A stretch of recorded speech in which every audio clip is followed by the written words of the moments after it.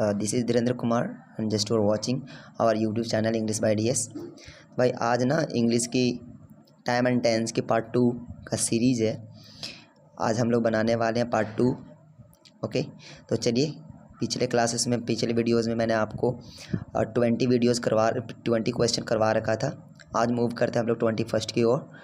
21st में पहला question है, to whom do you dot to help. देखिए भाई, यहाँ पे डू पहले दे रखा है। आप देख पा रहे होंगे कि यहाँ पे अगर डू दे रखा है तो हमसे क्या पूछेगा सर। जाहिर सी बात है कि हेल्पिंग वर्ब तो दिए हुए है, मीन्स मेन वर्ब पूछेगा।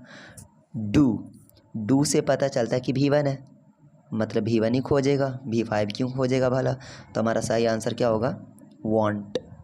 चलिए मूव करते हैं हम लोग नेक्स्ट क्वेश्चन की ओर, जिसमें से 22 नंबर क्वेश्चन है, he dot to eat an at Indian restaurant.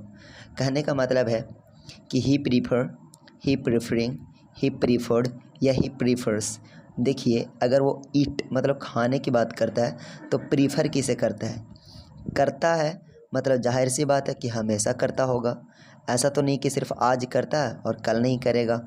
Okay, तो यहाँ पे याद रखने वाली बात है कि अगर हमेशा करता है तो उसे हमें प्रेजेंट इंडेफिनिट टेंस में लाना पड़ेगा। और अगर प्रेजेंट इंडेफिनिट टेंस में लाकर रखते हैं तो जाहिर सी बात है कि V1 और V5 की बात करेंगे।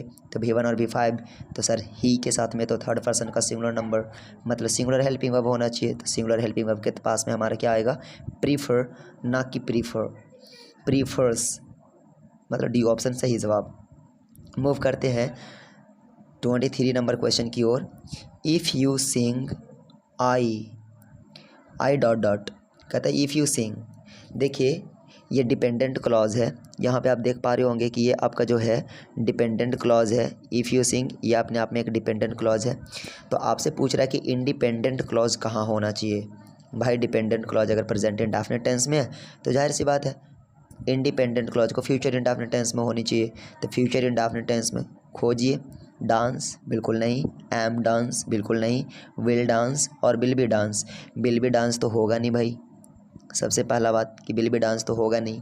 तो if you sing I will dance. सही जवाब क्या हुआ हमारा, C is the right answer. Move करते हैं हम लोग नेक्स्ट क्वेश्चन की ओर। 24 नंबर क्वेश्चन है, if he dot to a school I will go to a school too. मतलब अगर वह स्कूल जाएगा तो मैं भी स्कूल जाऊंगा। क्वेश्चन यही है आपका। तो देखिए, if he dot to a school, तो इफ़ ही डॉट देख लीजिए, यहाँ पे आप देख पा रहे होंगे कि अगर ये डिपेंडेंट क्लॉज है। ओके, अगर ये डिपेंडेंट क्लॉज है तो डिपेंडेंट क्लॉज में आपसे फिल इन द ब्लैंक्स पूछ रहा है।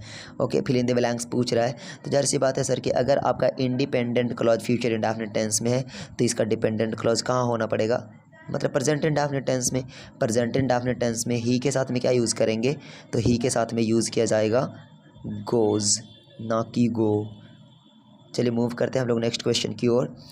क्वेश्चन है, to whom is he dot to help. देखिए, इज़ ही, तो इज़ ही मतलब समझ सकते हैं इज़ क्या है भाई, कॉन्टीन्यूअस है। आपको कैसे पता सर, तो देखिए इज़ एक बी फैमिली होता है और बी फैमिली के बाद में आने वाला वर्ड हमेशा क्या होना चाहिए, B4 होना चाहिए।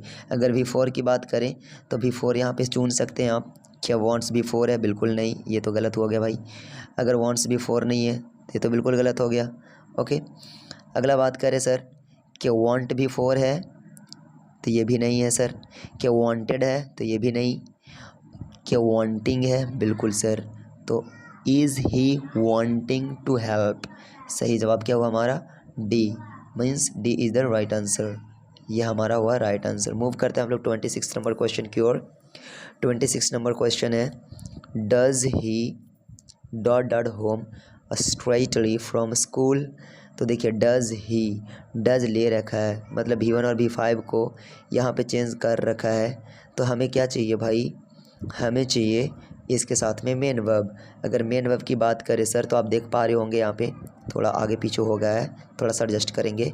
Does he dot home straightly from school, तो कम्स, कमिंग या केम। आप देख पा रहे होंगे कि सर यहाँ पे कम है और कम्स है। अगर डज खुद ही आ गया है तो आने वाला वर्ड क्या होगा, जाहिर सी बात है कि कम्स तो नहीं होगा सर, कमिंग भी नहीं होगा और केम भी नहीं होगा। तो सही आंसर क्या होगा हमारा 26 का ऑप्शन नंबर ए। मूव करते देखिए 27 नंबर क्वेश्चन का नाम प्रिंट हो गया है, तो हम लोग मूव करते 28 नंबर क्वेश्चन की ओर। और 28 नंबर क्वेश्चन को देखेंगे तो 28 नंबर क्वेश्चन कुछ यूँ है, I dot dot to meet my friend next week. भाई यहाँ पे दो तरीके से आप क्वेश्चन को बना सकते हैं, फ़िलहाल यहाँ पे एक ही तरीका दिया गया है। अगर नेक्स्ट वीक की बात करें तो देखिए, अगर ये डेफिनिट है मींस नेक्स्ट वीक अपने आप में डेफिनिट है तो प्रेजेंट इंडेफिनिट टेंस में आएगा, लेकिन अगर ये डेफिनिट नहीं है तो जाहिर सी बात है फ्यूचर इंडेफिनिट टेंस में जाएगा। अगर फ्यूचर इंडेफिनिट टेंस की बात करें तो यहाँ पे सही क्या होगा sir, shall go. Okay, I shall go to meet my friend next week, that's it. अगला है I dot dot house next year, तो I was building, I have been building, I am building या none of this. देखिए next year, अगले साल मैं एक घर बनवा रहा हूँ या घर बना रहा हूँ। भाई घर बना रहा हूँ, यहाँ पे अगर बात करें वॉज की, बना रहा था, भाई नेक्स्ट ईयर के साथ में वॉज पॉसिबल नहीं है सर। नेक्स्ट ईयर फ्यूचर के बारे में फ्यूचर टर्म है, फ्यूचर को एक्सप्रेस करता है। अगला कहता है next year have been building, इसमें कुछ परफेक्ट है ही नहीं। अगर परफेक्ट नहीं है तो हमें यहाँ पे परफेक्ट टेंस की ज़रूरत नहीं है।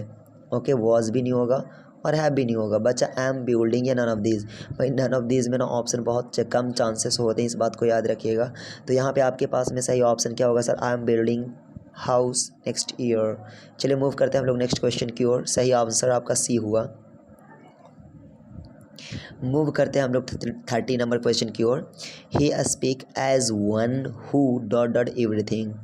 देखिए यहाँ पे एज एज अ कंजक्शन है, आप इस बात को याद रखिएगा कि एज यहाँ पे एक कंजक्शन के तौर पे है।